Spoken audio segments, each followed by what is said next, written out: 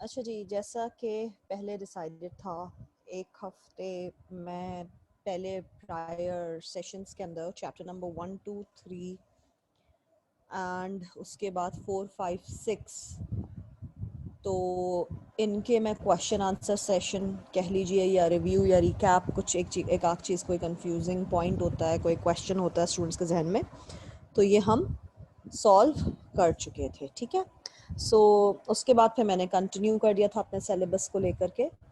तो अब सिलेबस क्योंकि काफ़ी हद तक मज़ीद कंप्लीट हो चुका है, तो क्या था कि मैंने कहा कि जो चैप्टर्स अब रहते हैं, जैसे 7 8 9 हो गया, फिर हो गया 10 11 12 हो गया, तो इस तरह 3 3 चैप्टर्स करके हम इंशाल्लाह एक एक दिन में रिव्यू करेंगे इन चैप्टर्स को। तो आपके कोई भी क्वेश्चन जैसे स्टूडेंट्स के होते हैं, या क्योंकि आप लोग क्लासेस भी ले रहे हैं और उसके बाद चीज़ें पाइल अप होती चली जा रही हैं, तो जाहिर सी बात है एज अ स्टूडेंट जब आप लोग चीज़ों को पाइल अप करेंगे, तो जब आप दोबारा उसको लेके बैठेंगे तो कंफ्यूजिंग क्वेश्चंस और बाकी सारी चीज़ें मज़ीद जो है वो जिस वक्त आप तैयारी कर रहे होते हैं तो उस वक्त आपके जहन में आएंगी। ठीक है, तो उस चीज़ को जहन में रखते हुए थोड़ा सा इसको रिव्यू कर लेते हैं, प्लानिंग के चैप्टर को। ठीक है जी, planning, this is chapter number 7 as per the slides we have, और उम्मीद है मुझे तमाम तो स्टूडेंट्स को स्लाइड्स वगैरह सारी चीज़ें मिल चुकी हैं। If I am not wrong, आप लोग को व्हाट्सएप के ग्रुप के ऊपर स्लाइड वगैरह सारी चीज़ें मिल चुकी हैं, मेरा जहाँ तक ख्याल है। क्या ख्याल है बच्चों, ठीक है ना?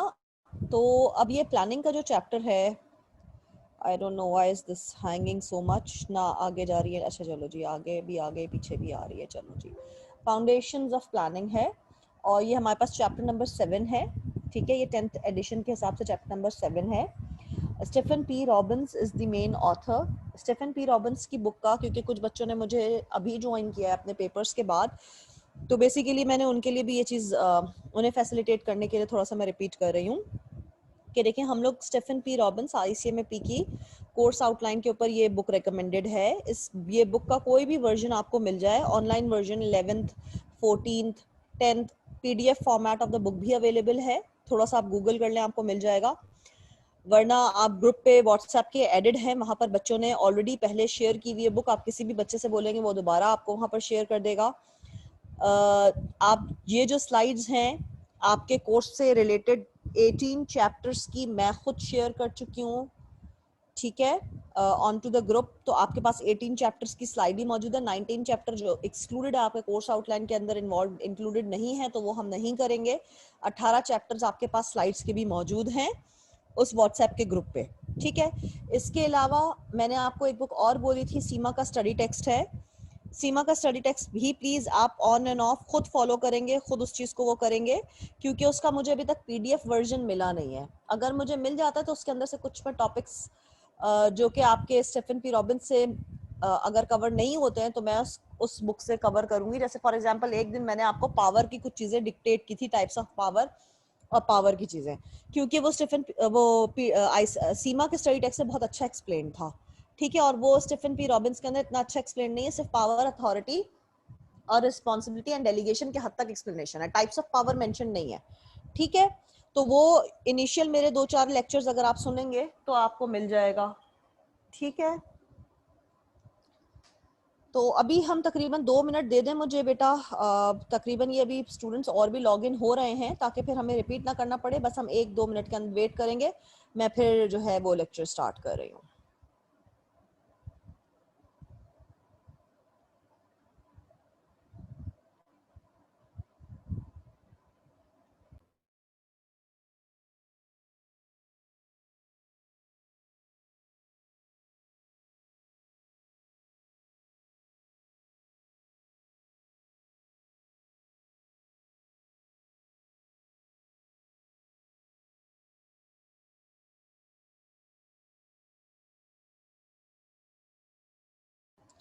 जी, तो अब ये आप लोगों को प्लीज़ बेटा मुझे कंफर्म करें कि आपको स्लाइड जो है वो मैंने शेयर कर दी है। स्लाइड शेयर पे आपको ये सारी चीज़ें नज़र आ रही हैं, स्लाइड शेयर हो रही हैं, मूव कर रही हैं ये स्लाइड्स, सबको स्लाइड्स नज़र आ रही हैं। प्लीज़ आप मुझे चैट स्क्रीन पे एक दफा कोई भी बच्चा कंफर्मेशन दे दे ताकि फिर हम ये आगे स्टार्ट कर दे। ये लर्निंग आउटकम्स की स्लाइड चेंज कर रही हूँ, यहाँ से बेसिकली जो है वो आपका चैप्टर जो है वो स्टार्ट हो रहा है, स्लाइड्स मूव हो रही हैं। चलो गुड है, एक्सीलेंट। चले जी हम स्टार्ट करते हैं। सबसे पहले हम बात करते हैं कि प्लानिंग क्या चीज है। देखें, प्लानिंग एक फंक्शन ऑफ मैनेजमेंट है। फंक्शन ऑफ मैनेजमेंट के ऊपर अगर आप इनिशियल एक दो लेक्चर्स को सुनेंगे तो उसके ऊपर हमने बात की है कि POLC are the functions of management. Planning का मतलब होता है आप अपने ऑब्जेक्टिव, अपने टास्क को सेट करते हैं, अपने गोल्स को सेट करते हैं, ठीक है। PO मतलब ऑर्गेनाइजिंग। ऑर्गेनाइजिंग का मतलब हो जाता है कि आप ऑर्डर देते हैं कि कौन सी चीज को पहले प्रायोरिटी देनी है, कौन सी चीज को जो है वो बाद में भी कर सकते हैं, यानी अर्जेंट और इम्पोर्टेंट के बीच में इस हिसाब से आप अपनी चीजों को, अपने गोल्स को प्रायोरिटाइज करते हैं। इसको हम कहते हैं ऑर्गेनाइजिंग। प्लानिंग, ऑर्गेनाइजिंग, देन आता है लीडिंग। लीडिंग का मतलब होता है डायरेक्शन देना, गाइडलाइन देना, ठीक है। लीडिंग, और लीडिंग के बाद लास्ट स्टेप होता है जिसको हम कहते हैं कंट्रोलिंग। कंट्रोलिंग का मतलब क्या हो जाता है कि आप चीजों को मॉनिटर कर रहे हैं, एवेलुएट कर रहे हैं, एनालिसिस कर रहे हैं, और अगर चीजें एज पर द प्लानिंग नहीं हो रही हैं तो आपको कुछ करेक्टिव मेजर्स लेने अगर जरूरी है तो you will be opting some corrective measures and modifications as well accordingly. तो ये तो चार होते हैं फंक्शन आपके मैनेजमेंट के। किसी किसी ऑथर ने, इवन आप सीमा के स्टडी टेक्स्ट से जब इसको कंपेयर करेंगे तो उस जगह पर उन्होंने लीडिंग को दो हिस्सों में मजीद डिवाइड किया हुआ है, जिसको उन्होंने कोऑर्डिनेशन का नाम दे दिया है, और एक कोऑर्डिनेशन और दूसरा शायद कम्युनिकेशन है या कुछ इस तरह का उन्होंने नाम दिया हुआ है। कंट्रोलिंग तो है एक सी जो लास्ट हो जाएगा, लेकिन लीडिंग को उन्होंने कोऑर्डिनेशन एंड कम्युनिकेशन के बीच में डिवाइड किया हुआ है, ठीक है ना। तो basically communication and coordination is actually leading itself, कि आप डायरेक्शन दे रहे हैं, आप गाइडलाइंस प्रोवाइड कर रहे हैं, ठीक है। तो आपको उससे परेशान होने की जरूरत नहीं है। अगर आप POLC भी कर रहे हैं, that is the same thing. POCCC भी वही चीज है, फंक्शन ऑफ मैनेजमेंट, जो कि POLC है। अब आपको अगर फंक्शंस ऑफ मैनेजमेंट में MCQs आ जाते हैं और उसके अंदर आपको ये देखना, आपको दोनों चीजें गिवन नहीं होंगी क्योंकि दोनों चीजें एक ही हैं, तो या तो आपको POLC गिवन होगा या POCCC गिवन होगा। तो आपको ये समझना जरूरी है कि दोनों चीजें एक ही हैं, ठीक है। डिफरेंट ऑथर्स ने, कुछ ने L की हेडिंग यूज कर दी, उसी के अंदर उसने दो C's को मर्ज कर दिया, कुछ ने कुछ ने दो C's को यूज किया instead of the L। The same is the thing is same, ठीक है, कॉन्सेप्ट सेम है। फिर हम बात कर रहे हैं कि आपने गोल सेट कर दिए ऑर्गेनाइजेशन के, अब उन गोल्स को अचीव कैसे करेंगे। फर्दर उन बड़े बड़े गोल्स को छोटे छोटे ऑब्जेक्टिव्स, छोटे छोटे टास्क, छोटे छोटे एक्टिविटीज के अंदर सेग्रीगेट कर दिया गया है, डिवाइड कर दिया गया है। फॉर्मल प्लानिंग का मतलब होता है स्पेसिफिक गोल्स होते हैं जो कि स्पेसिफिक टाइम पीरियड। देखिए, जब भी गोल का वर्ड आता है हमारे सामने तो हमारे जहन में ये चीज चली जानी चाहिए कि goal should always B smart. Goal should always B smart. अब स्मार्ट किस चिड़िया का नाम है भाई? स्मार्ट में specific, measurable, attainable, realistic, time bound. Specific का मतलब है बिलखुसूस कोई चीज, एक ऑब्जेक्टिव अचीव करना, ना कुछ हो जाए ना हो कोई मसला नहीं है, ऐसा नहीं होता। You have to be very specific, generic होना अफोर्ड नहीं कर सकते। फिर मेजरेबल, कितना परसेंट हो गया, किस हिसाब से काम करना है, कितनी स्पीड में काम करना है, कितने पेजेस कवर करने हैं, ठीक है, जो भी टास्क है। अटेनेबल, देखो गोल अगर रियलिस्टिक होगा तो अटेनेबल है, अगर रियलिस्टिक ही नहीं है तो अटेनेबल नहीं है। And then time bound, how much time do you need to achieve that goal और टास्क, ठीक है। तो this is what is SMART. अब हम बात करते हैं फॉर्मल प्लानिंग की। तो फॉर्मल प्लानिंग के अंदर we need to be very specific with respect to the goal as well as time duration it will be occupying. उसके बाद आप गोल्स को जब डिवाइड कर रहे होते हो तो आप शेयर्ड ऑर्गेनाइजेशन मेंबर्स के बीच में जिस हिसाब से गोल डिवाइड किया हुआ है, जिसकी रिस्पॉन्सिबिलिटी जिस चीज की है, उसको आप लिखत पढ़त में करते हैं। जबानी कलामी कुछ भी नहीं होता। You need to maintain the record and for that written goals and shared goals are important, ठीक है जी। स्लाइड हिल रही है बच्चों? एक दफा कोई भी एक बच्चा कंफर्म कर दो। यस, ओके, दैट्स गुड, ठीक है। अब हम बात करते हैं पर्पस ऑफ प्लानिंग के जी, हम क्यों प्लान करते हैं, why do we need to plan. क्योंकि देखिए हमें डायरेक्शन मिलेगी, हम उस डायरेक्शन को फॉलो करते करते अपनी डेस्टिनेशन पे पहुंचेंगे, मंजिल पे पहुंचेंगे। इस प्लानिंग की वजह से क्या होता है, जो हमारी कंफ्यूजन्स होती हैं, जो हमारी अनसर्टेनिटीज होती हैं, वो ऑटोमेटिकली रिड्यूस हो जाती हैं, ठीक है। रिडंडेंसी का मतलब होता है रिपीटेशन ऑफ टास्क, यानी एक ही काम दो लोग कर रहे हैं तो वेस्ट ऑफ रिसोर्स हो रहा है। तो इस चीज को भी हम कंट्रोल कर लेते हैं कि भाई प्लानिंग के अंदर ही हम डिसाइड करते हैं कि कौन बंदा क्या काम करेगा, ताकि रिडंडेंसी ना हो, रिपीटेशन ऑफ टास्क ना हो, तो वेस्ट ना नहीं होगा, रिसोर्स वेस्ट नहीं होगा।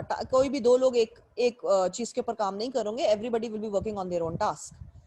स्टैंडर्ड ऑफ कंट्रोलिंग, एसओपीज भी सेट हो जाता है, स्टैंडर्ड ऑफ कंट्रोलिंग भी फिक्स हो जाते हैं, और उन्हीं एसओपीज को मॉनिटर करते करते हम कंट्रोलिंग करते हैं। कंट्रोल करना किसी भी चीज को पॉसिबल नहीं है विदाउट फॉलोइंग द स्टैंडर्ड्स।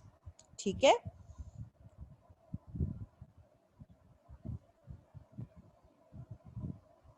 उसके बाद हम बात करते हैं कि प्लानिंग के अंदर और परफॉर्मेंस के अंदर आया कि कोई ताल्लुक है। Yes, planning has a very strong impact on the performance. ठीक है, लेकिन अच्छी प्लानिंग का मतलब ये नहीं कि अच्छी परफॉर्मेंस भी हो जाएगी, कभी कभी इसके अंदर वेरिएशन भी आती है। Planning is very strong, the performance is weak and pathetic, so they are actually not interlinked with one another, but they do have an interrelationship and they have, one has an impact onto the other.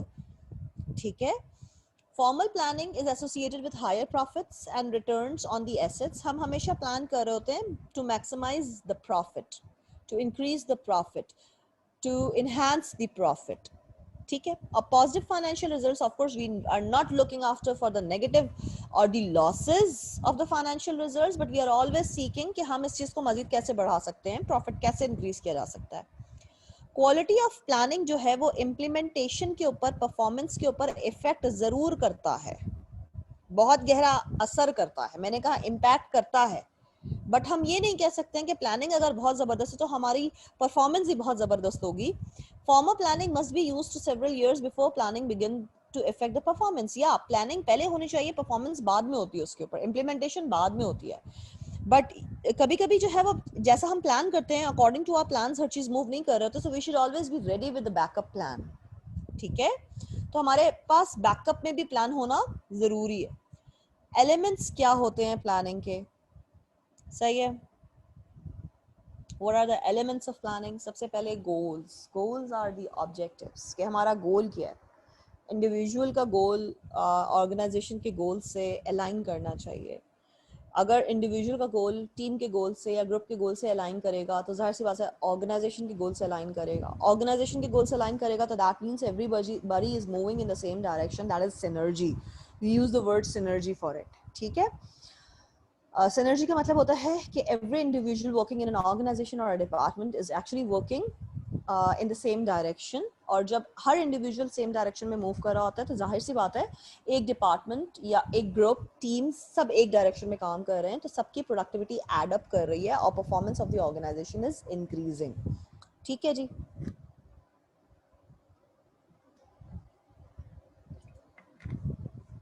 Now the second point is provide direction and evaluation performance criteria. सबसे पहले हम employees को direction दे रहे होते हैं, ठीक है, और हम उनको बता देते हैं कि जी देखें आपका परफॉर्मेंस अप्रेजल होगा या आपकी परफॉर्मेंस को वैल्यूएट किया जाएगा और किन पैरामीटर्स के ऊपर आपकी परफॉर्मेंस जो है वो इवैल्यूएट की जाएगी। For example, if I am working, I am an employee of an XYZ organization, ठीक है, और मैं Miss SS Sara Sanaullah, I am working with an ABC organization और XYZ ऑर्गेनाइजेशन, और मुझे ये पता ही नहीं होगा कि मेरी जो परफॉर्मेंस है उसके अंदर पंक्चुअलिटी मैटर्स, तो कोई ज़रूरी नहीं है कि मैं टाइम मैनेजमेंट करूं। ठीक है, इट्स नॉट नेसेसरी कि मैं टाइम मैनेजमेंट करूं। मुझे पता होगा कि हाँ जी मेरी परफॉर्मेंस के ऊपर मेरी पंक्चुअलिटी मैटर कर रही है तो मैं टाइम मैनेजमेंट करूंगी। ठीक है, और अगर मुझे नहीं पता होगा तो मैं टाइम मैनेजमेंट नहीं करूंगी। तो ये मुझे ज़रूर पता होना चाहिए, मेरी परफॉर्मेंस के लिए बहुत ज़रूरी है कि मुझे ये पता हो कि मुझे किन पैरामीटर्स के ऊपर इवैल्यूएट किया जाएगा ताकि मैं अपनी परफॉर्मेंस उन पैरामीटर्स के अंदर एक्सीलेंट या एवरेज मिनिमम रखने की कोशिश करूं, मैं उन्हें इग्नोर ना करूं। ठीक है, plans documents that outline how goals are to be obtained.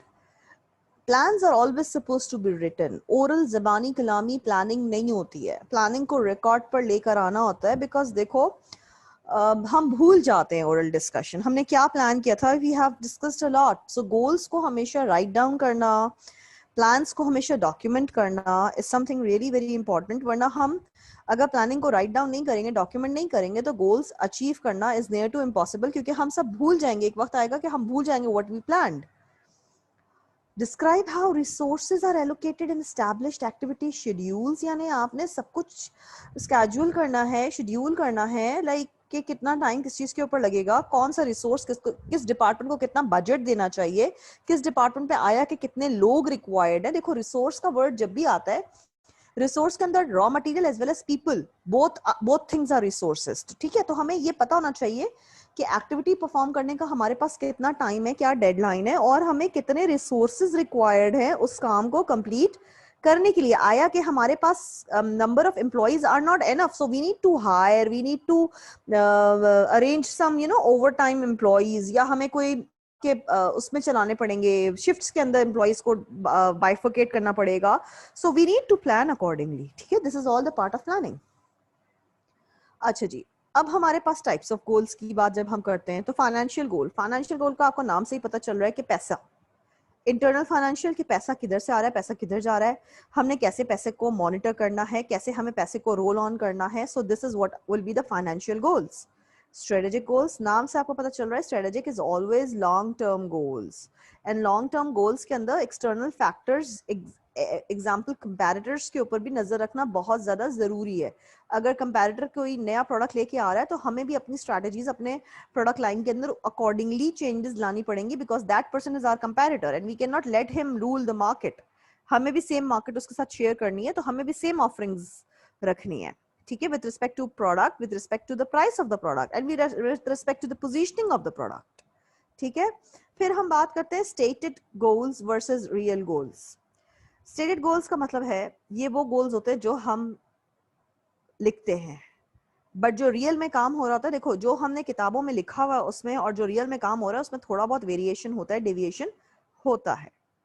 Broadly worded official statements of the organization intended for public consumption that may be irrelevant to its real goals, what actually goes on in the organization. There is always, there is never ever an ideal situation कि जो चीज़ state की गई है वही ideally और in reality हो रहा. There is always a deviation, difference between the two कि stated क्या चीज़ है and real actual में क्या हो रहा है.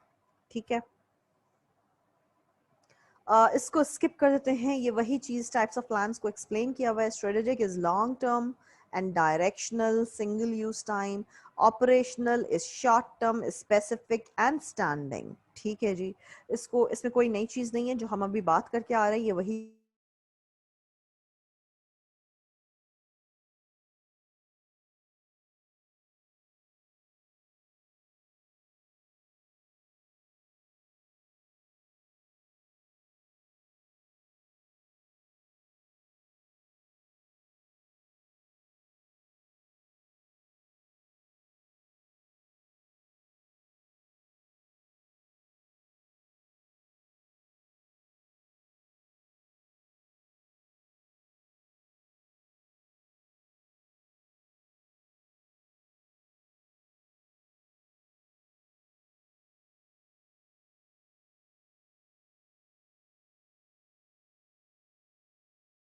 disconnected.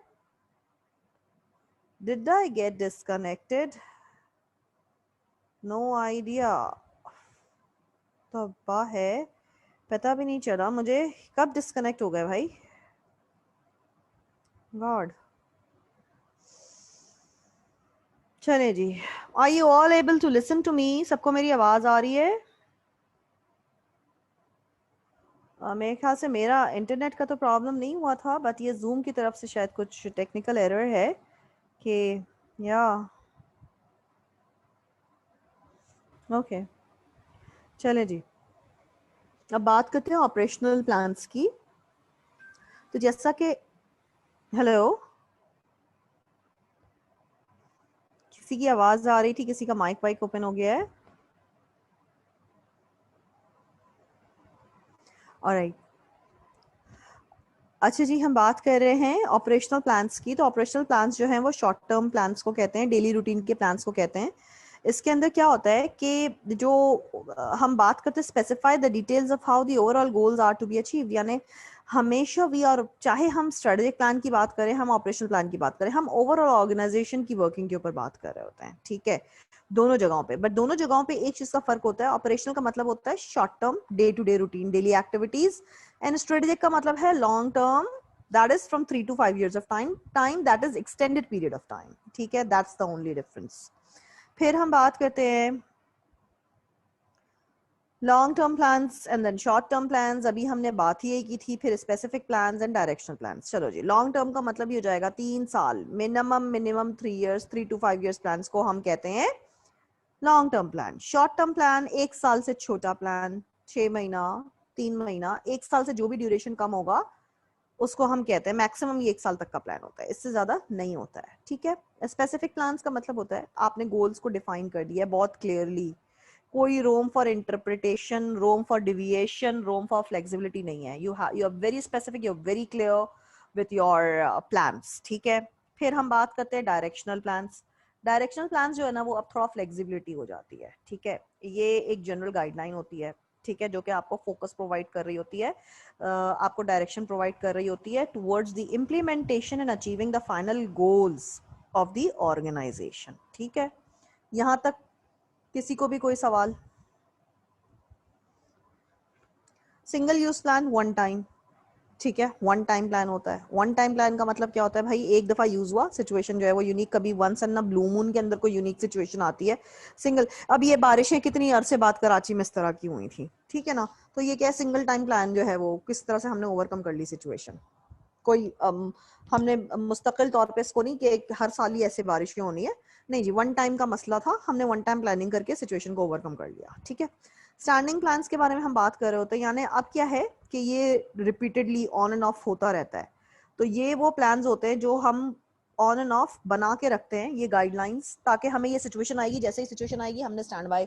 For example load shedding का प्रॉब्लम क्या है, स्टैंड बाय। स्टैंडिंग प्लान्स के अंदर क्या है, we do have standby generators, we do have standby UPS. हर घर ने अपने हिसाब से अपना कोई बंदोबस्त करके रखा हुआ है with for the specific timings, right. आगे बढ़ते हैं।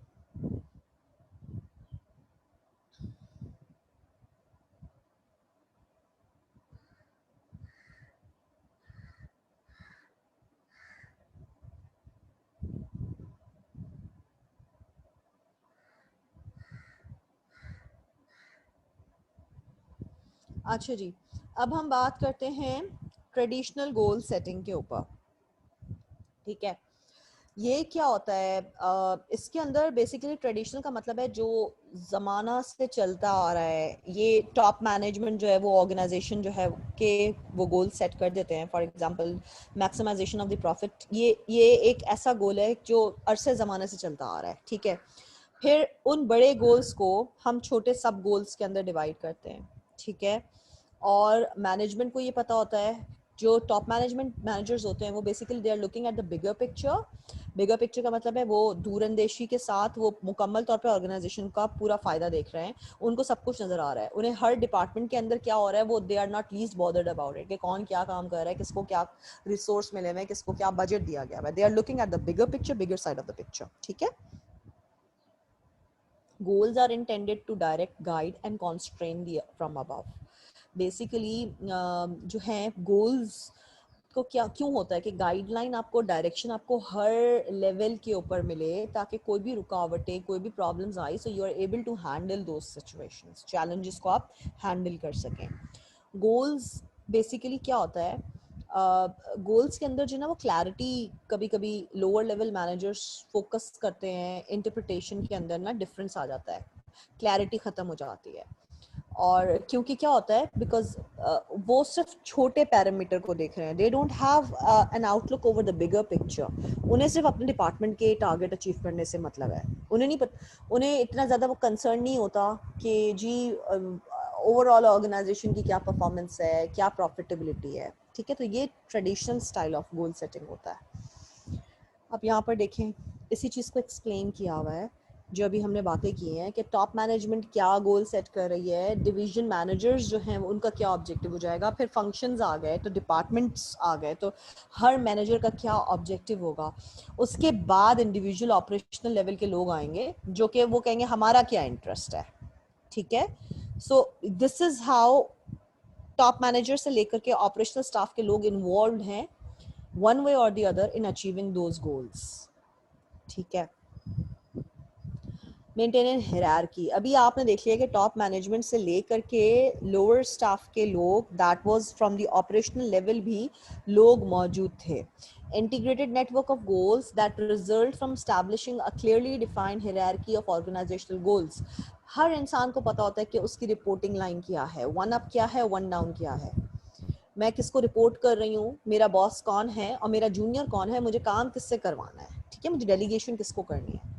Achievement of lower level goal is the means by which one to reach the higher level goal end. जब तक आप ऑपरेशनल लेवल के ऊपर गोल्स को मीट नहीं करेंगे, this is near to impossible कि आप मिड लेवल के ऊपर या टॉप मैनेजमेंट के ऊपर गोल्स को अचीव कर सकें, ठीक है। So it has to flow from the operational level and then it follows to the top manager, ठीक है।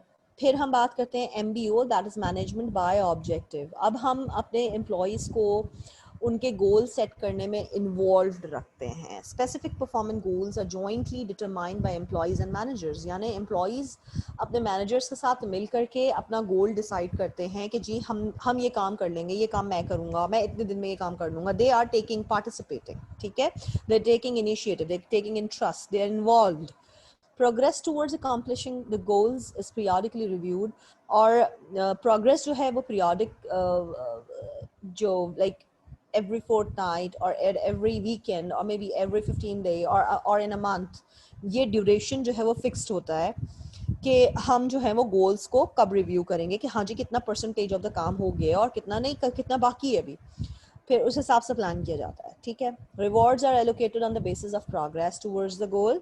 अच्छा जी, हमेशा रिवॉर्ड जो है वो बेस्ड ऑन परफॉर्मेंस होना चाहिए, ठीक है। Increment should be based on the performance, performance अच्छी होगी इंक्रीमेंट अच्छा होगा, परफॉर्मेंस अच्छी नहीं है no increment, don't expect the increment from me for this performance, ताकि लोग जो हैं वो मोटिवेटेड रहें इन द सेंस लाइक देखो जो एम्प्लॉयज़ की परफॉर्मेंस अच्छी होती है ना उनका हक बनता है इंटरेस्ट इंक्रीमेंट के ऊपर, बोनस के ऊपर। अब कोई एम्प्लॉय मेरा काम का ही नहीं है तो उसका कोई हक नहीं है जायज़ तरीके से ना, तो मुझे लगता है उसको पीनलाइज करना चाहिए कि यार तुम मेरे ऑर्गेनाइजेशन में पिछले 3 साल से काम कर रहे हो और आज तक ऐसा नहीं हुआ कि तुमने अपना जो टारगेट है ना वो अचीव किया।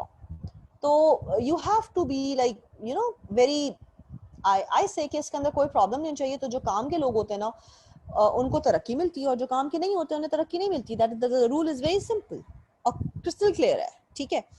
की एलिमेंट्स ऑफ एमबीओ क्या होते हैं जी, कि आपने गोल को स्पेसिफाई कर दिया है, आपने डिसीजन मेक कर लिया है, आपने इंफॉर्मेशन को क्लियर कर दिया, एक्सप्लिसिट मींस क्लियर, ठीक है। और फिर आपने इवैल्यूएशन को पीरियोडिकली रखा है। पीरियोडिकली का मतलब है हमने पहले ही बता दिया कि एक टाइम ड्यूरेशन आपने फिक्स कर लिया, may be weekly, may be monthly, may be annually, may be semi annually, may be quarterly, और उस हिसाब से आप फीडबैक जनरेट कर रहे हो और आप शेयर करते हो अपनी टीम्स के साथ कि उनका फीडबैक ये है, सो दैट यू नो कोई भी ग्रीवेंस ना आए बाद में। ग्रीवेंस का मतलब है कोई अफसोस नहीं हो कि मुझे इक्वली ट्रीट नहीं किया जा रहा, ठीक है। स्टेप्स एंड टिपिकल एमबीओज क्या क्या होते हैं। सबसे पहले आप ओवरऑल ऑब्जेक्टिव्स एंड स्ट्रैटेजीज को सेट करते हैं, ठीक है। ओवरऑल ऑब्जेक्टिव्स एंड स्ट्रैटेजीज को सेट करते हैं। फिर आप क्या करते हैं, आप डिवीजन और डिपार्टमेंट्स के अंदर, यूनिट्स के अंदर उन प्लान्स को, उन गोल्स को डिवाइड करते हैं, ठीक है। उन गोल्स को डिवाइड किया जाता है। फिर जो है वो यूनिट मैनेजर जो है वो collaboratively set specific objectives. Set specific objective का मतलब होता है कि वो कोलैबोरेशन किसके साथ करता है, means unit manager with the junior managers and then with the other team members, मिलजुल के। कोलैबोरेशन का मतलब होता है मिलजुल करके जो है ना वो स्पेसिफिक गोल्स को, स्पेसिफिक ऑब्जेक्टिव्स को सेट कर देते हैं और फिर उसके ऊपर काम करना, इम्प्लीमेंटेशन ऑफ द वर्क करना शुरू कर देते हैं। Specific objectives are collaboratively set with all department members. तमाम तरह मेंबर जो हैं वो इसके अंदर पार्टिसिपेट कर रहे होते हैं, ठीक है। और हर इंसान अपने स्ट्रेंथ के हिसाब से अपना ऑब्जेक्टिव सेट करता है और अपना काम लेता है कि हाँ जी मैं ये काम सही तरीके से कर सकता हूँ, and then that individual actually gives 200% for that work, for achieving that work, because उसकी कमिटमेंट बढ़ जाती है। ठीक है। Action plans defining how objectives are to be achieved are specified and agreed upon by managers and employees. दोनों मिल के action plan के ऊपर भी बात करते हैं और फिर इम्प्लीमेंटेशन फेज में जाते हैं। फिर क्या होता है, इम्प्लीमेंटेशन फेज में जाने के बाद आप उससे रिव्यू भी कर रहे होते हो, फीडबैक भी जनरेट हो रहा होता है, और कहीं पर आपको करेक्शंस भी करनी होती है, तो वो पीरियोडिक रिव्यू के अंदर ही आप देख लेते हो, फीडबैक के अंदर ही, कि अगर कोई चीज़ चेंज करनी है, कोई प्लान के अंदर थोड़ी बहुत चेंजेस हैं, सो यू डू अकॉर्डिंगली। ठीक है। इसके बाद क्या होता है, इसके बाद जो है वो अचीव कर लिया आपने ऑब्जेक्टिव, तो फिर हम आपकी जो परफॉर्मेंस होती है, आपके जो रिवॉर्ड्स होते हैं वो बेस्ड ऑन योर परफॉर्मेंस होते हैं। अगर किसी टीम ने टारगेट सक्सेसफुली अचीव कर लिया है तो हम उस प्रोजेक्ट का कोई प्रॉफिट का 10% या what ever the management decides, वो हम रिवॉर्ड के तौर पे शेयर करते हैं विद दैट स्पेसिफिक टीम जिसने अपना टास्क अचीव कर लिया होता है। So this helps really in motivating those team members. Does MBO work? Yes. क्यों? मैनेजमेंट कहती है कि इससे commitment and involvement of the individual बढ़ जाती है, क्योंकि यही वही वाली बात होगी। इसमें एक मैं बड़ी सिली एग्जांपल देती हूँ और ये बच्चों को याद रहते हैं। मैं बड़ी मतलब जो सिली एग्जांपल्स होती है ना, वो तुम लोग को ज़्यादा बेटा याद रह जाती है। तो यहाँ पर मैं एग्जांपल देती हूँ, there is always a difference between, यानी मैं कपल से मिलती हूँ और मुझे पता चल जाता है कि that was a love marriage और एन अरेंज मैरिज। वो कैसे पता चल रहा होता है? उनकी इन्वॉल्वमेंट और उनकी कमिटमेंट शो हो रही होती है उनके बिहेवियर से। The same happens here. एक काम जबरदस्ती किसी से करवाया जाए और एक काम वो खुशी खुशी कर रहा हो अपनी मर्जी से। So there is always a difference of level of commitment and level of involvement with the task. ठीक है। तो एमबीओ जो वो इसीलिए सक्सेसफुल हो जाता है, ये लव मैरिज होता है, मतलब आपने खुद ही अपना डिसीजन लिया ना, तो आप उस डिसीजन को निभाने के लिए पूरा 100% दे रहे होते हैं। ठीक है। फिर हम बात करते हैं potential problems with MBO. Potential problems यानी अब एमबीओ की हमने बात कर ली कि सारी बहुत अच्छी चीज़ें चल रही हैं, सब कुछ बहुत अच्छा है। तो जब सब कुछ बहुत अच्छा होता है तो उसमें चैलेंजेस भी, डिसएडवांटेजेस भी होते हैं। ठीक है। यहाँ तक अगर किसी स्टूडेंट को कोई भी सवाल है ना, तो प्लीज़ मुझसे कर लो, ताकि फिर मैं चैलेंजेस डिस्कस करने जाऊँ। If there is any question chat screen पे थ्रो करो बेटा, ताकि मैं फिर उसके बाद चैलेंजेस डिस्कस करने जाऊँ। और we have another 45 minutes for the class. तो आज हम 3:45 तक क्लास करेंगे इंशाल्लाह। सो मैंने कहा मैं बता दूं आप लोगों को।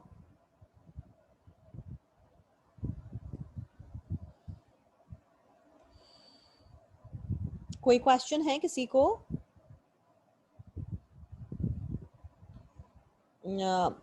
मलिक मोहम्मद अनस, उजैर नदीम, इर्जा मीर, माज अहमद, कोई सवाल है किसी स्टूडेंट को? और वो कल एक बच्चा था ना, कौन है वो? जैनुल आबदीन। कि मैं तो होता हूँ क्लास में भी, वो बैठा है क्लास में मेरी, रुको मैं देखती हूँ। एमन है,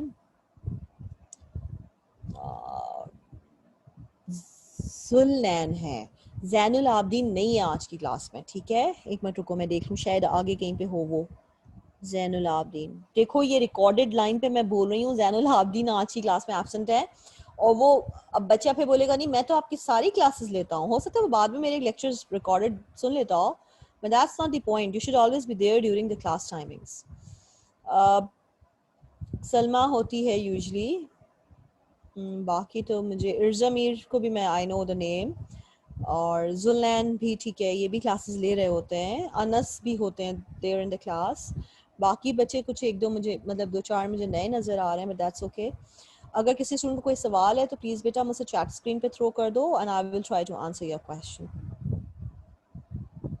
सेकंड पॉइंट दोबारा बता दें। ओके। सेकंड पॉइंट किस चीज़ का?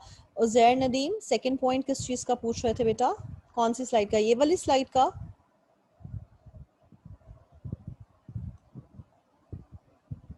सेकंड पॉइंट दोबारा बता दें उजैर नदीम। किस स्लाइड का? स्लाइड नंबर बता दो तो पता चल जाएगा कि कौन सा सेकंड पॉइंट बोल रहे हो बेटा।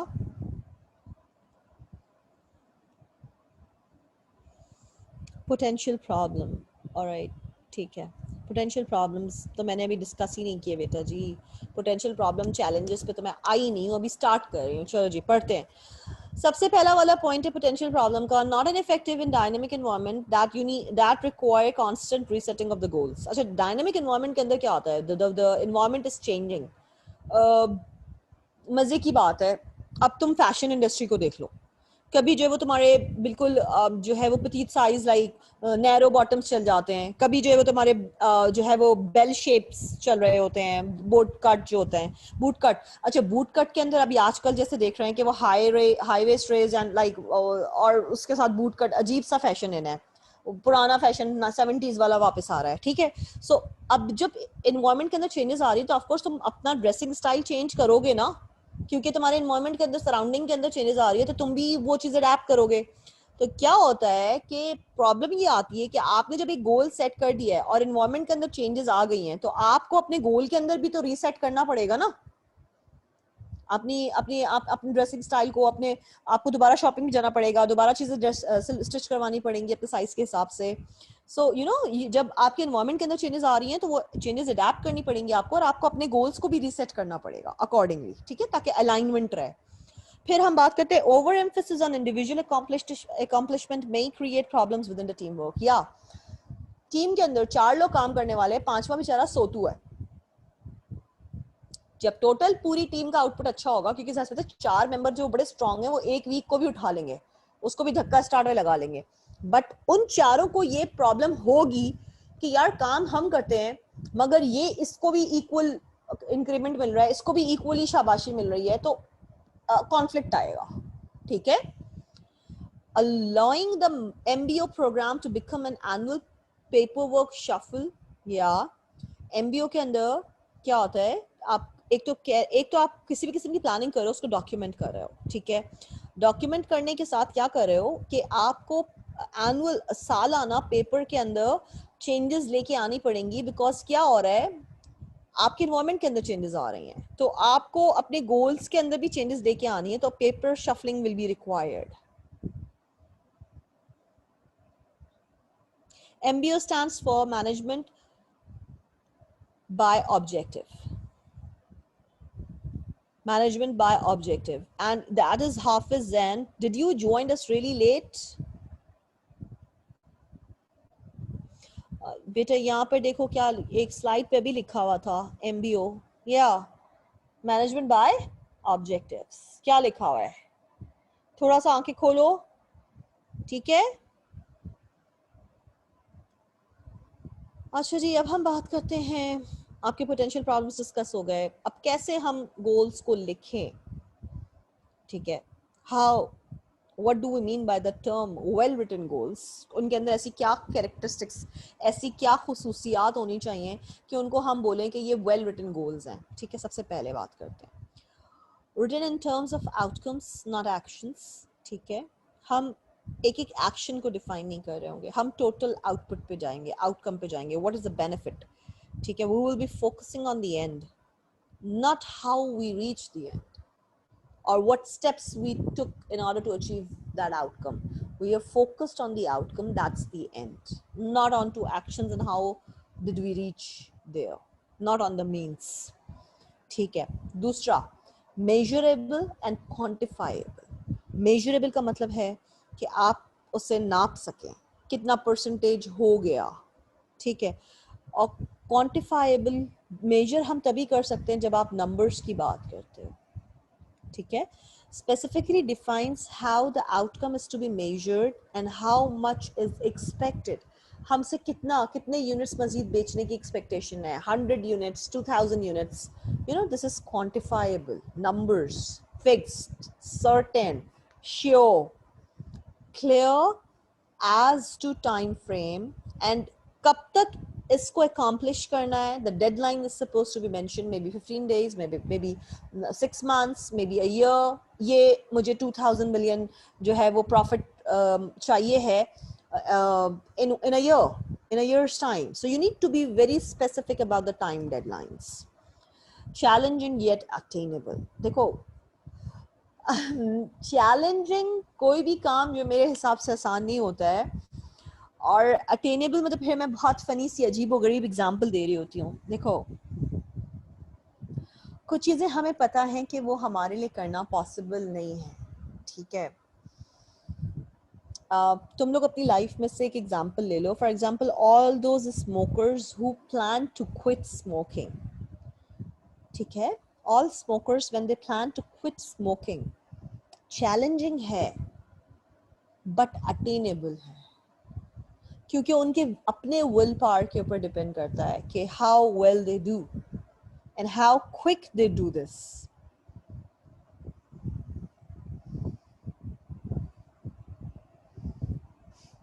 हाँ सलमा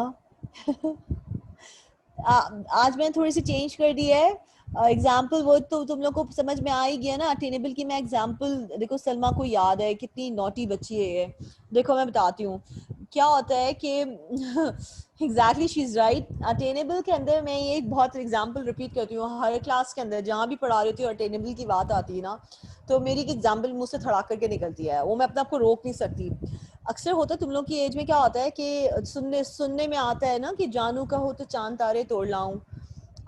आपको ये पता होता है कि रियलिस्टिकली आप क्या मतलब है, कहाँ जाओगे चांद तारे, आसमान पे जाओगे चांद तारे तोड़ने के लिए? तो ना वो बेचारा बोलने वाला भी खुश हो रहा है, बेचारा सुनने वाला भी खुश हो रहा है, तो उनको पता था कोई रियलिस्टिक में बात नहीं हो रही है, ठीक है। तो यहाँ पर जो भी मैं अभी जो मैं एग्जाम्पल दे रही हूँ ना, वो एग्जाम्पल थोड़ी मैंने चेंज कर दी है, क्योंकि यहाँ पर देखो हेडिंग क्या आ रही है सलमा, चैलेंजिंग। मैंने भी तुम्हें एग्जांपल दी कि you need to quit your habit which was smoking. देखो जो चेन स्मोकर्स होते हैं ना, उन्हें तलब होती है and it's very challenging job, लेकिन ऐसा नहीं है कि ऐसा करना पॉसिबल नहीं है। मैंने बहुत सारे लोगों को देखा है कि अगर उनका विल पावर स्ट्रांग है, यस दे वेरी इजीली दे, अब हम में यानी इतने सारे लोग हमारे सराउंडिंग के अंदर जो है ना, रमजानों के महीने में दे क्विट स्मोकिंग, हाउ, ठीक है, दैट मीन्स कि वो चैलेंजिंग तो है बट करना मुमकिन है। तो इसके लिए क्या होता है, आपके गोल्स जो है ना वो खुद मोटिवेटिंग होने चाहिए। मोटिवेटिंग का मतलब क्या होता है कि there should be some energy, there should be some direction, there should be some reward for which you are looking for, तो आप मोटिवेटेड हो, ठीक है। फिर हम बात करते हैं राइट डाउन। लिखना बहुत जरूरी है, कोई भी चीज हो ना, उसको तो मैं कहती हूँ जबानी कलामी नहीं बोलो भाई, लिख के दे दो, ठीक है।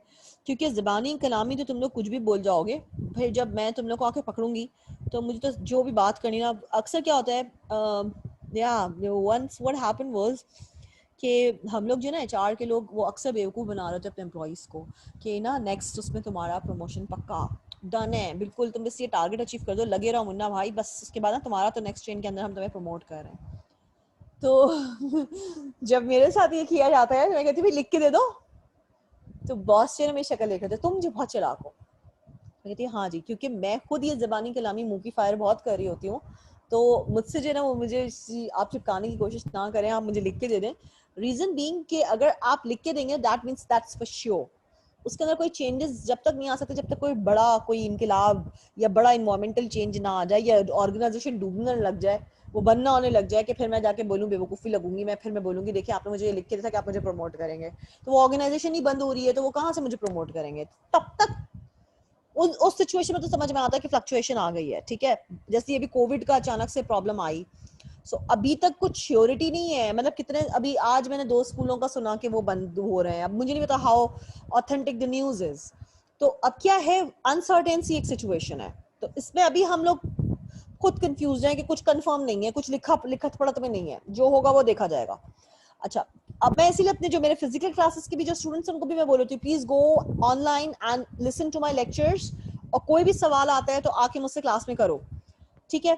Communicated to all necessary organisation members. अब मैंने कोई गोल बना दिया है, कोई गोल मैंने सेट कर दिया, उसको मैं तकिया के नीचे तकिया के अंदर जो है वो तावीज की तरह डाल लूं और छुप छुप करके छुपा के बैठ जाऊं, तो लोगों को पता ही नहीं चलेगा कि गोल क्या है। तो जब उनको पता ही नहीं चलेगा कि गोल क्या है, मैंने उनको कम्युनिकेट ही नहीं किया, उनसे छुपा रही हूं मैं, तो will they be able to perform on those goals? Of course not.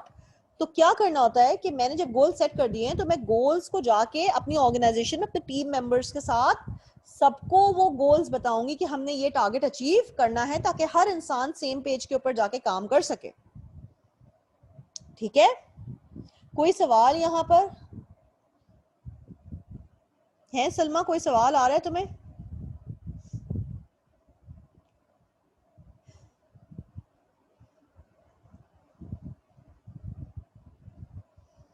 ठीक है, आगे बढ़ते हैं जी। अब स्टेप्स जो हम बात कर रहे हैं कि गोल सेटिंग के अंदर जो हमें स्टेप्स लगाने होते हैं, ये फिर वही चीज़ इन्होंने स्टेप्स बार दोबारा लिख दिए हैं। सबसे पहले क्या करना होता है, आपने रिव्यू करना होता है ऑर्गेनाइजेशन का मिशन स्टेटमेंट। मिशन क्या होता है? The purpose of the organisation for its existence. Evaluate available resources, क्या मेरे पास ये काम करने के, ये मिशन स्टेटमेंट प्रॉफिटेबिलिटी बढ़ाने के लिए, इस एग्जिस्टेंस को कायम रखने के लिए सफिशिएंट रिसोर्सेज भी अवेलेबल हैं कि नहीं है। फिर गोल जो है वो इंडिविजुअल्स है, इंडिविजुअली अचीव करना है या टीम मेंबर्स के साथ अचीव करना है।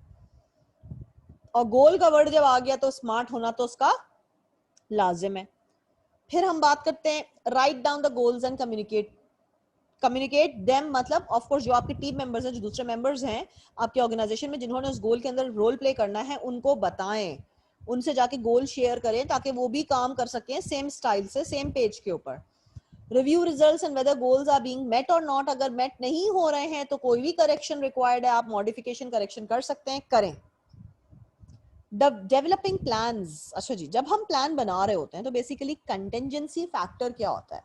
कंटिजेंसी फैक्टर का मतलब होता है, the word contingent means you always have alternatives when you are making a decision. Whenever we are making any decision, we do have alternates always available there.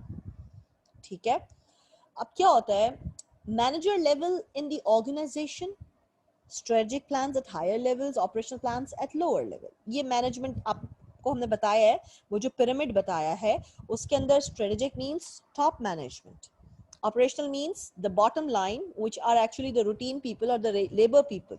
They are not even the managers. Degree of environmental uncertainty, environment stable है, stagnant है तो plan specific होगा। environment dynamic है, changing है तो specific तो होगा आपका plan, but उसके अंदर flexibility plus minus या deviation जो है that is acceptable. Length of future commitment, कितना दूर अंदेशी कर रहे हैं, कितना दूर का सोच रहे हैं। Commitment concept, current plans of affecting future commitments must be sufficiently long term to meet those commitments. Commitment का मतलब होता है कि आप फ्यूचर को कमिट कर रहे हैं, ठीक है। कमिटमेंट मीन्स या आप किसी से कुछ कमिट करते हैं, even if you go and tell someone that या I love you, that means you are making a commitment that या in future I might consider you, not might, I am going to consider you for getting married. तो क्या है future का long term में, और ये long term का मतलब यही होता है ना बेटा कि 3 से 5 साल, ठीक है। टाइम फ्रेम जरूर नोट करो, बट क्या है length of the future commitment कि उस का ड्यूरेशन कितना लेंदी है। It could be 6 months, it could be a year, it could be 3 to 5 years. Now it depends कि कितना लंबा ड्यूरेशन है, और कमिटमेंट उतनी ही स्ट्रांग होनी। देखो आई ऑलवेज फील के ड्यूरेशन का आपके कमिटमेंट पे बहुत इम्पैक्ट पड़ता है। मैं ये कहती हूँ जो ज्यादा लंबा काम होता है ना, उससे फिर डामाडोल हो जाती है नीयत। 6 महीना साल भर, that's it. Don't commit for a longer period of time because you don't know आप सही हो, इंटरनल एक्सटर्नल एनवायरमेंटल चेंजेस आ गए, क्या कर लोगे? कुछ नहीं कर सकते, ठीक है। आगे बढ़ते हैं।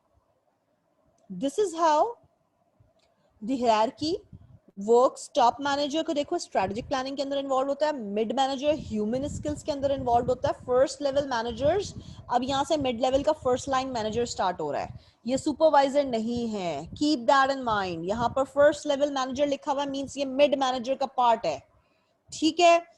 तो इसके अंदर ऑपरेशनल प्लानिंग इन्वॉल्व हो जाएगी। जो ऑपरेशनल स्टाफ के लोग हैं, जो ऑपरेशनल पीपल हैं, जो आपका लेबर क्लास है, वो इस पिरामिड के अंदर इन्वॉल्व नहीं है because they are counting it from the first level managers, that is the part of the mid management, ठीक है जी। कोई कंफ्यूजन यहाँ पर किसी को भी तो बेटा पूछ लो। Any question if you have, कोई सवाल किसी भी स्टूडेंट को है तो बेटा जी पूछ लो।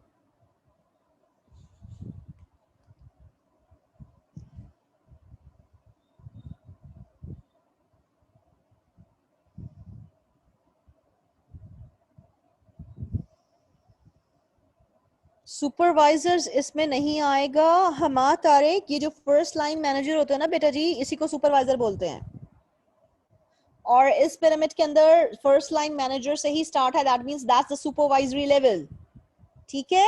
जो इसके नीचे भी एक लेवल कर दो तो वो हो जाएगा labour class. First line manager या सुपरवाइजर किसका होता है? लेबर का होता है। Getting the point? तो ये मिड मैनेजर से ही स्टार्ट किए, ये दोनों जो चीजें ये मिड मैनेजर का पार्ट है। This is the first line manager and this is the थोड़ा सीनियर मैनेजर। ठीक है, क्लियर हो गया आपका question Hamad Tariq?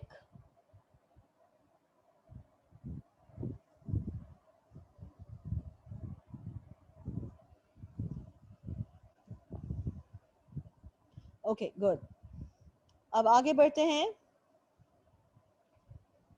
Approaches to planning. तो अब हम फॉर्मल प्लानिंग के डिपार्टमेंट को फॉर्म करने जा रहे हैं। ठीक है जी, फॉर्मल प्लानिंग के डिपार्टमेंट को फॉर्म करने जा रहे हैं। तो हम एक ग्रुप ऑफ स्पेशलिस्ट को हायर करेंगे जो मैनेजर्स को हेल्प करेंगे for writing down, documenting the organisation plans. ठीक है, ये कोई नॉर्मल सा काम नहीं होता है। हम स्पेशलिस्ट को हायर करते हैं, पूरा मैनुअल बनता है, पूरा फ्यूचर प्लान्स बनते हैं। मे बी वी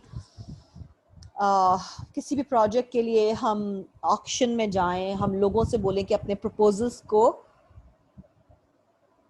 जमा करवाएं इन फॉर्म ऑफ बिडिंग। ठीक है, और जो सबसे अच्छा प्रपोजल लगेगा हमें, हम उसको कंपनी का वो प्रोजेक्ट के ऊपर काम करने का चांस देंगे। So this can also be when you need to have specialist skills and that is actually from the outsider. ठीक है, तो स्पेशल प्लानिंग के लोग रिक्वायर्ड होते हैं, स्पेशलिस्ट रिक्वायर्ड होते हैं। अच्छा, planning is a function of management, ये हम पहले ही बात कर चुके हैं। There are 4 functions of management: planning, organising, leading and then controlling. Acha, it should never be the responsibility of the planner because इसके अंदर word use हो रहा है management के अंदर from the first line manager to the top management लोग involved होते हैं। तो एक बंदा इसका solely planner नहीं हो सकता। ठीक है, और solely planner नहीं हो सकता तो solely responsible भी नहीं हो सकता। Everybody needs to contribute their part of work।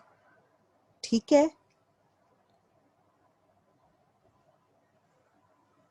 involving organizational members in the process। अब क्या है, अब प्रोसेस के अंदर हम different members of organization को involve कर रहे हैं through various levels and then coordination with other units across the organization। यानी हर बंदे से irrespective of the level that person is involved, irrespective of the department they belong to, हम सबसे coordination कर रहे हैं और सबको हम involved रख रहे हैं, every level, every unit। ठीक है जी, अब हम बात कर रहे हैं कि कुछ contemporary issues आ जाते हैं। For example, there are some criticisms of planning। Planning may create rigidity। Rigidity का मतलब है plans are fixed। Plans are fixed। हमें $200 million की सेल्स करनी है तो करनी है। 200 से deviate हो सकता है 190, 195, 199 पर, but not more than that। Plans cannot be developed for dynamic environment। Dynamic environment is the changing environment। Yes, we need to be flexible। तो उसके लिए planning करना जो है बड़ा अजाब हो जाता है। ठीक है, formal plans can not replace intuition and creativity. अच्छा, फॉर्मल प्लान्स के अंदर आपकी सिक्स सेंस की और क्रिएटिविटी यानी thinking out of the box की कोई गुंजाइश नहीं होती। ठीक है, और एक ह्यूमन साइकी है, या we all do have intuitions and we are all creative. हम सबका माइंड जो वो डिफरेंट तरीके से प्रोसेस कर रहा है। तो see that's the problem actually. It becomes a criticism, it becomes a challenging in the situation actually to plan। Planning focuses managers attention on today's competition not tomorrow's survival। हम आज की competition को focus करते हैं, कल हम market में रहे ना रहे इसकी कोई focus इसके ऊपर कोई अहमियत इसकी नहीं होती है। We are only focused on what we are doing today। ठीक है, और इसके लिए जब आप फ्यूचर ओरिएंटेड नहीं होंगे तो ये एक चैलेंज हो जाता है, ये गलत हो जाता है। तो आपको फ्यूचर के ऊपर का भी ख्याल रखना चाहिए कि फ्यूचर का सर्वाइवल भी आप इतना कर लो कि सेफ गेम खेल लो। ठीक है, formal planning reinforces today's success which may lead tomorrow's failure। Yeah, today's success can be a reason that can be a cause to tomorrow's failure। So you need to be really very careful। और सिर्फ planning काफी नहीं है, planning के साथ उसके ऊपर implementation ज्यादा जरूरी होती है। Effective planning in dynamic environment. अब डायनामिक एनवायरनमेंट के अंदर क्या करना चाहिए, आपको फ्लेक्सिबल रहना चाहिए। स्पेसिफिक तो आप होते हैं कि प्रॉफिटेबिलिटी करनी है, मगर आप प्रॉफिटेबिलिटी के अंदर डिविएशन एक्सेप्टेबल है, ठीक है, तो फ्लेक्सिबिलिटी होती है। Understand that planning is an ongoing process. Yes, it's a continuous process. It's not just one time thing.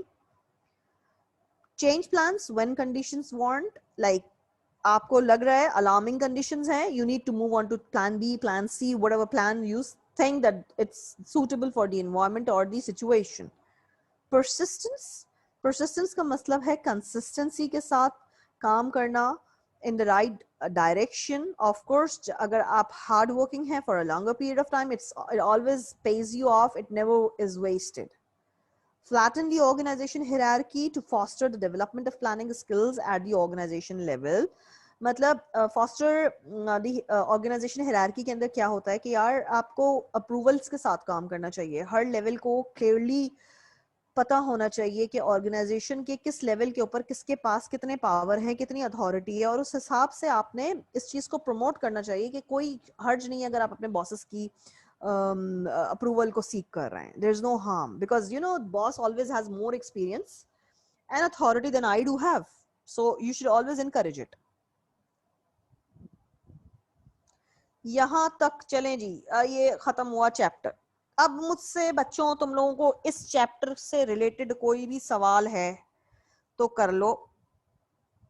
If you have any question related to this chapter you can ask me now.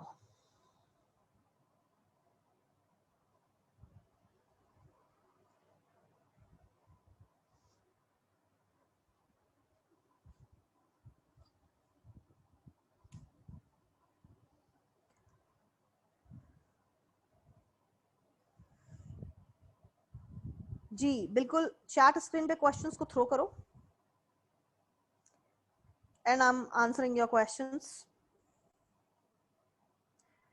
पूरा chapter clear है?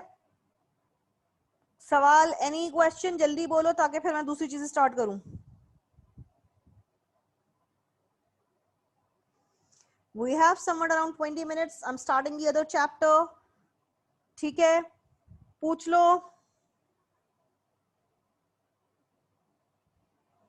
All right, I'm moving on to the other thing. तो ये जी मैंने बंद की, escape दबाई, escape दबा के ये मैंने chapter screen has been stopped या उसके बाद जी मैंने क्या किया, मैंने ये चैप्टर बंद किया, फिर मैं गई फोल्डर पर, मैंने चैप्टर नंबर 8 की स्लाइड पिक की. Probably decision making है शायद, if I'm not wrong. Strategic management. चलो जी, good.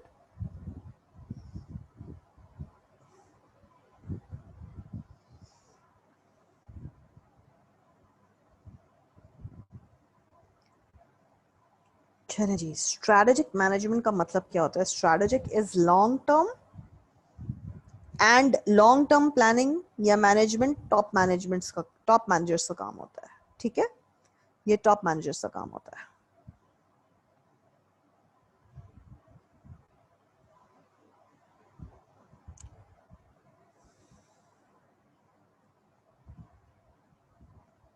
स्लाइड्स नजर आ रही हैं आप लोगों को बच्चों?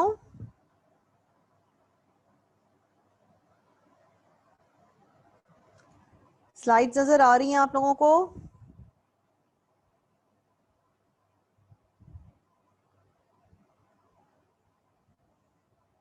चैप्टर 8 की स्लाइड नजर आ रही है? जी नजर आ रही है. ओके ओके, स्ट्रैटेजीज का मतलब है, सबसे पहले देखो स्ट्रैटेजिक मैनेजमेंट को डिफाइन किया इन्होंने. What managers do to develop an organisation strategies.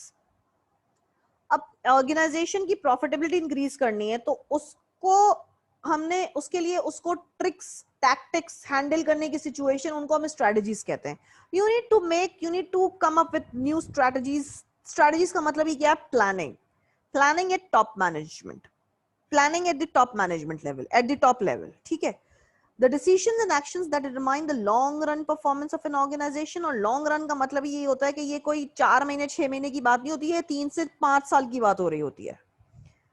Business model is a strategic design of how a company intends to profit from its strategies, work process and work activities. अब यानी in the long term, यानी अगले 3 साल के अंदर ये organisation आज इतना प्रॉफिट अर्न कर रही है, 3 साल में हमें इसका प्रॉफिट किस तरीके से बढ़ाना है, तो इसके लिए हम क्या करेंगे, स्ट्रेटजीज को डिजाइन करेंगे, मॉडल बनाएंगे बिजनेस का. ठीक है. Focus on things, whether customer will value what the company is providing, whether the company can make any money doing that. हम किसके लिए प्रोडक्ट बनाते हैं, कस्टमर के लिए बनाते हैं, तो कस्टमर क्या हमारे प्रोडक्ट को वैल्यू करेगा, वैल्यू का मतलब है ही is paying a price to avail a product और अ सर्विस. तो प्राइस के अंदर क्या उसको सेटिस्फैक्शन मिल रही है, will he be satisfied by using our product or service for the value he is paying. ठीक है. और दूसरा क्या है, whether the company can make money doing that, क्या कंपनी को प्रॉफिटेबिलिटी है, तो ये हम प्रॉफिट का मार्जिन रखेंगे, कॉस्ट कितनी आ रही है इसको बनाने में और हम बेच कितने में रहे हैं, तो प्रॉफिटेबिलिटी है कि नहीं है. we need to calculate all these things before we design a model.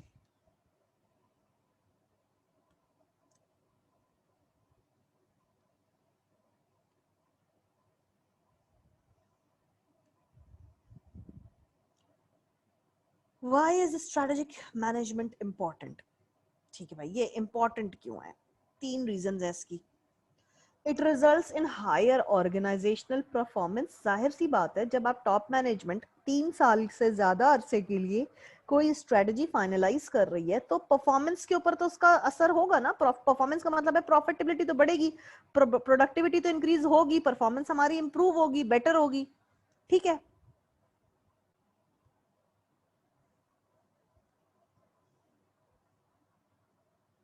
Slide move नहीं हो रही है. Alright.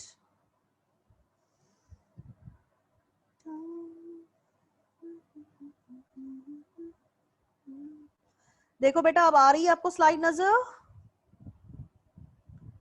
who was that? It was Hama Tariq. I believe अब याद हो रही है. That's good. Fine. ठीक है. So हम पहले वाले पॉइंट को पढ़ रहे हैं. It results in higher organization performance for sure.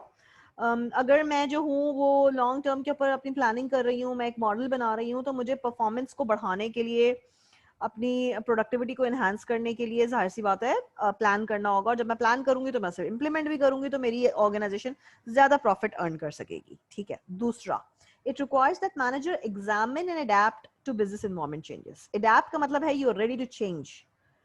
environment के अंदर चेंज आ रहा है. अभी आप वेदर कॉन्स्ट्रेंट्स देख रहे हैं. यस, वेदर के से अब मुझे याद आया, अभी आपको मेरी आवाज के अंदर थोड़ी सी चीजें डिफरेंट नजर आ रही होंगी, जबकि मेरी आवाज ही पूरी चेंज हुई हुई है. उसकी वजह यह है, I'm a severe patient of not asthma but sinus. but होता क्या है कि वो worst case के अंदर जब हालत, इस दफा मुझे लग रहा है कि मुझे पंप यूज करना पड़ जाएगा अपना एस्थमा वाला. रीजन बीइंग के एनवायरनमेंट के अंदर चेंजेस हैं. अब वो मेरे कंट्रोल में नहीं है, लेकिन मैंने उसको कंट्रोल करने के लिए अपनी स्ट्रैटेजी बनाई हुई है. मैंने पंप दवाइयाँ शवाइयाँ अपने बिस्तर के सिरहाने पे रखी हुई है, कि इवन एक पर्स में भी पंप रख लिया है कि अगर मुझे किसी भी वक्त अटैक होता है तो I can use that. So see, I am ready to change myself according to the environment. ठीक है. It coordinates, drives organizational units, helping them focus on organization goal. Basically काम ही हर ऑर्गेनाइजेशन का क्या है, उस ऑर्गेनाइजेशन के गोल को achieve करना. अब उस गोल को अचीव करने में क्या होता है, हर यूनिट, तमाम तर फंक्शंस, तमाम तर डिपार्टमेंट, तमाम तर इंडिविजुअल्स, तमाम तर टीम्स किसको फोकस करेंगी, ऑर्गेनाइजेशन के गोल्स को फोकस करेंगी और उन्हीं के ऊपर काम करेंगी, तभी ऑर्गेनाइजेशन का गोल अचीव हो पाएगा. ठीक है.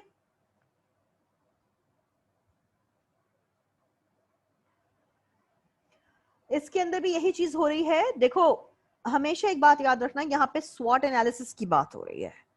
सो स्वॉट एनालिसिस को आई गेस शायद यहाँ पर इन्होंने बताया हो. स्वॉट analysis, well that's not mentioned here. anyways, कोई मसला नहीं, मैं बता देती हूँ.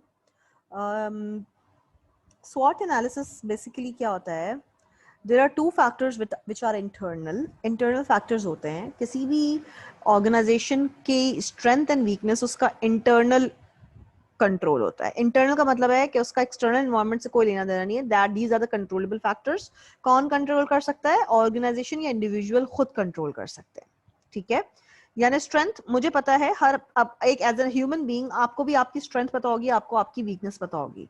फॉर एग्जाम्पल मेरी strength is my communication and मेरी वीकनेस इज माई एंगर, ठीक है। ये मुझे पता है मेरी स्ट्रेंथ और वीकनेस, और इसको कोई और बाहर से आके कंट्रोल नहीं करेगा, मैंने खुद ही इसको कंट्रोल करना है, और ये मेरे कंट्रोल में है। These are the internal factors and these are controllable, these are in my own hand, ठीक है। As far as like if we talk about external external factors are always uncontrollable factors. For example मैं अपनी communication, अपनी good communication की वजह से अपनी opportunity create कर सकती हूँ, मुझे जॉब्स मिलती हैं on basis of my good communication. और जो मेरा मार्केट के अंदर थ्रेट है, हाँ जी रातों रात थ्रेट्स, बहुत सारे नए फेसेस आ गए मार्केट के अंदर for teaching the same similar courses specifically in the CA market. So you know those competitors I take them as a threat, ठीक है। बट इनको, उस कंपैरेटर को मैं कंट्रोल नहीं कर सकती, मुझे जॉब मिलती है या नहीं मिलती है, ठीक है, मैं अपनी अपॉर्चुनिटीज को कंट्रोल नहीं कर सकती। तो my opportunities and my threats are actually not controlled by me myself, so these are actually the external factors which are uncontrollable. Clear है सबको? सॉर्ट तक सबको क्लियर है? कोई कंफ्यूजन यहां पर किसी को भी? एनी क्वेश्चन बेटा? अब इन स्वॉट एनालिसिस को जहन में रखते हुए हम क्या करते हैं, अपनी स्ट्रेटजीज बनाते हैं। और नॉट ओनली कि हम फॉर्मूलाज जनरेट करते हैं, फॉर्मुलेट करते हैं, हम क्या करते हैं, उन्हें प्लानिंग फेज से निकाल करके इम्प्लीमेंटेशन पे लेके जाते हैं।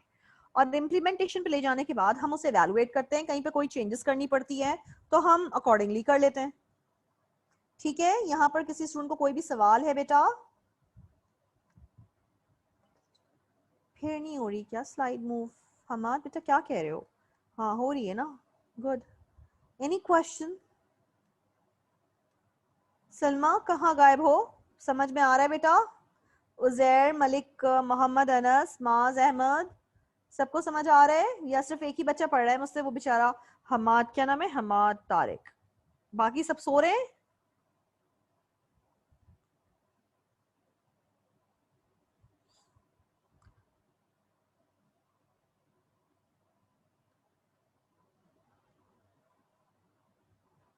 Okay, let's move ahead.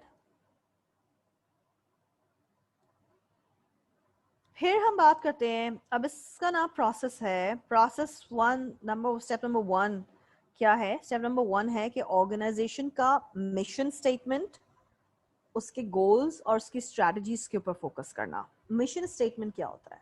Mission is the purpose of an organisation for its existence. कोई भी ऑर्गेनाइजेशन क्यों एग्जिस्ट कर रही है? मैं तुम्हें दो तीन मिशन स्टेटमेंट सुना देती हूँ। मिशन स्टेटमेंट क्या है? फॉर एग्जाम्पल फिलिप्स का पुराना वाला मुझे याद है, फिलिप्स का पुराना वाला था, लेट्स मेक थिंग्स बेटर, ठीक है। नाइकी का मिशन स्टेटमेंट है just do it, means it's a sports for go and nail it, give your best, don't think, don't worry, go and do it, ठीक है। तो जस्ट डू इट नाइकी का हो गया। Let's make things better, like home appliances बना रहे हैं, energy saver बना रहे हैं, so they are actually you know creating convenience for the people, for the consumers. और इकरा यूनिवर्सिटी का मिशन स्टेटमेंट है education for all, and that's very perfect, right, ठीक है। So they give admission to everyone. हाँ वो अलग बात है, they don't give degree, they are not distributing the degree like that, but they are giving admission and opportunity to everyone to get enrolled, ठीक है। अब हम बात करते हैं गोल्स की। गोल क्या है भाई? गोल, गोल क्या होता है कि मेरा क्या टास्क है, मुझे क्या अचीव करना है, मेरा क्या टारगेट है, what my life, what I want to do with my life, that's your goal, ठीक है। फिर हम बात करते हैं doing an external analysis. External analysis का मतलब ही क्या होता है कि अब इन्वायरमेंट जो है वो शामिल हो गया है। इन्वायरमेंट जब शामिल हो गया है तो ये स्ट्रेंथ एंड वीकनेस की बात नहीं हो रही है, ये अपॉर्चुनिटी और थ्रेट की बात हो रही है। तो यहाँ पर हम किन चीजों पे फोकस करेंगे? हम देखेंगे भाई हमें बिजनेस, हमने प्रोडक्ट चेंज कर दिया, प्रोडक्ट चेंज, हम दो ही चीजें कर सकते हैं, या तो प्रोडक्ट चेंज करेंगे या मार्केट चेंज करेंगे, ठीक है। या तो प्रोडक्ट के अंदर चेंजेस लेके आएंगे या मार्केट को चेंज करेंगे, इसके अलावा हम और कोई काम नहीं कर सकते, ठीक है। अपॉर्चुनिटी क्रिएट करने के लिए या तो प्रोडक्ट को चेंज करेंगे या मार्केट को चेंज करेंगे, कोई कंफ्यूजन यहां तक? मैं चाह रही हूँ जल्दी जल्दी ना ये आपके स्टेप्स का क्लियर कर दूं ताकि बीच में ना छोड़ूं मैं। Alright, moving ahead. तीसरा स्टेप क्या है? Internal analysis. अब जब हम इंटरनल एनालिसिस करेंगे तो internal analysis is like the inside analysis, और इनसाइड एनालिसिस का मतलब क्या हो जाता है? That is controllable factors. Controllable factors में से स्ट्रेंथ एंड वीकनेस। तो अब क्या है? My customer is my strength, क्योंकि कस्टमर बड़े सेटिस्फाइड है मेरे प्रोडक्ट से, तो ही they will become my strength. Weakness क्या हो सकती है? वीकनेस ये हो सकती है कि my comparator is offering actually the same product at a lower price. तो कंपैरेटिव एडवांटेज है, उसकी प्रोडक्ट की प्राइस कम है और वो मेरे जैसी क्वालिटी बिल्कुल मेरे जैसी है। तो क्या मेरे कंपैरेटर को कंपैरेटिव एडवांटेज है that he is actually doing better than I am, क्योंकि वो सस्ता प्रोडक्ट बेच रहा है और प्रोडक्ट की क्वालिटी सेम है। तो this will be my weakness. ठीक है, अब हम बात कर रहे हैं analysing financial and physical assets. इसको भी हम एनालाइज करते हैं, हम एम्प्लॉइज के स्किल्स को देखते हैं, हम कॉर्पोरेट कल्चर को देखते हैं, हम रेपुटेशन को देखते हैं। ये सारी चीजें आपकी इंटरनल एनालिसिस का पार्ट होती है। और इन दोनों 2 और 3 को हम बोलते हैं स्वॉट analysis. We define it as strength, weakness, opportunity, threat. Strength से हम अपॉर्चुनिटी क्रिएट करते हैं, वीकनेस से हम थ्रेट को फाइट करते हैं, and that is how it becomes analysis. ठीक है, आगे बढ़ते हैं। Step number 4। अब हम फॉर्मुलेट करने जा रहे हैं स्ट्रेटजीज को। ठीक है, फॉर्मुलेट करने जा रहे हैं, अब हम इंप्लीमेंटेशन फेज की तरफ है। हम इवैल्यूएट करते हैं स्ट्रेटजीज को, अल्टरनेट्स को हम पिक करते हैं, देखते हैं कौन सी ज्यादा अच्छी है, किसमें क्या एडवांटेज है, हमारा कंपैरेटर क्या कर रहा है। फिर हम अपने एक्सटर्नल और इंटरनल दोनों चीजों को जो है ना स्वॉट एनालिसिस करते हैं। कैसे करते हैं? अपॉर्चुनिटीज को भी देख रहे हैं, हम वीकनेस को भी नजर में रख रहे हैं, थ्रेट को भी देख रहे हैं, और हम स्ट्रेंथ को भी देख रहे हैं। तो ये एक स्वॉट एनालिसिस कर रहे हैं। ठीक है, and this is how we create a formula और the strategy to be implemented. अब क्या है? फाइनली हमने स्ट्रेटजी फॉर्मुलेट करने के बाद क्या किया? इम्प्लीमेंट कर रहे हैं। अब हम उस स्ट्रेटजी को फॉलो करने जा रहे हैं। ठीक है, उन एक्टिविटीज को फॉलो करने जा रहे हैं। हम मार्केट को चूज कर रहे हैं, हमने कौन से टारगेट मार्केट को, सेगमेंट को चूज करना है, क्या वो हमारी रिक्वायरमेंट को मीट कर रही है कि नहीं कर रही है। तो अब हम काम करने पे चले गए, और फिर काम करने के बाद जब हमने टारगेट अचीव कर लिया, काम हो गया, तो अब हम इवैल्यूएट करेंगे रिजल्ट को कि हाँ जी, जो काम हमें, जो टारगेट हमें चाहिए था वो ही अचीव हुआ, या कुछ एडजस्टमेंट रिक्वायर्ड है, कोई मॉडिफिकेशन नेक्स्ट टाइम रिक्वायर्ड है। So we will be modifying the product और the service if we are a service industry. ठीक है, अब मैं यहीं तक, आज की क्लास में यहीं तक रखना चाहूंगी, क्योंकि ये मैंने स्टेप्स करवा दिए हैं। ठीक है, कल की क्लास में हम इंशाल्लाह ताला स्लाइड नंबर 13 ऑनवर्ड्स मूव करेंगे, क्योंकि इसके अंदर एसबीयू का कॉन्सेप्ट समझाना है। SBU is strategic business unit. जितनी भी एमएनसीज हैं, फॉर एग्जांपल यूनिलीवर या PNG, they are working in SBUs. SBU is strategic business unit. हर बिजनेस यूनिट का अपना फंक्शन होता है। जैसे यहाँ पर उन्होंने एसबीयू 2 का अपने फंक्शंस बना दिए हैं, इसी तरह स्ट्रेटेजिक बिजनेस यूनिट 1 का अपना फंक्शन होगा।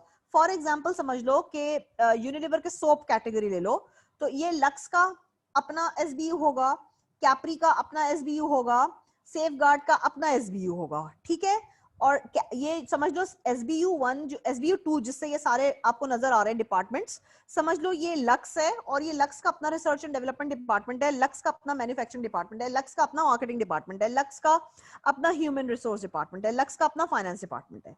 इसी तरह जो एसबीयू 1 है दैट इज कैप्री, मैंने एग्जांपल ली है, तो कैप्री का अपना रिसर्च एंड डेवलपमेंट डिपार्टमेंट होगा, उसका अपना मैन्युफैक्चरिंग डिपार्टमेंट होगा, उसका अपना मार्केटिंग डिपार्टमेंट होगा, उसका अपना एचआर डिपार्टमेंट होगा, उसका अपना फाइनेंस डिपार्टमेंट होगा।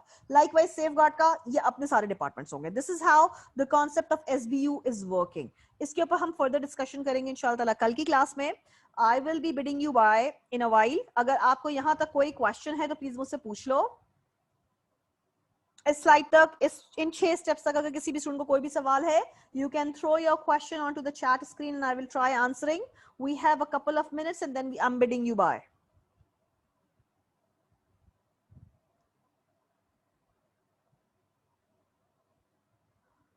I guess सबको सारी चीजें क्लियर हैं। सलमा, तुम्हें मेरी एग्जाम्पल लगते जानू वाली बड़ी पसंद आ गई है। ठीक है, मुझे वैसे वो एग्जाम्पल खुद भी बहुत पसंद है, मेरे सर दिया करते थे। अब मुझे मार्केटिंग पढ़ाई है सर इफ्तिखार मुनीर ने, and with all due respect उन्होंने मुझे ऐसी एग्जाम्पल्स दे दे के मार्केटिंग पढ़ाई है, और मैं मार्केटिंग का गुरु हो गई हूँ। तो मार्केटिंग एंड मैनेजमेंट। ठीक है जी, anyways coming back to the point, कोई सवाल नहीं है? चले फिर इंशाल्लाह कल मुलाकात होती है 2:30 बजे। अपना ख्याल रखिएगा। Enjoy the day. Allah Hafiz.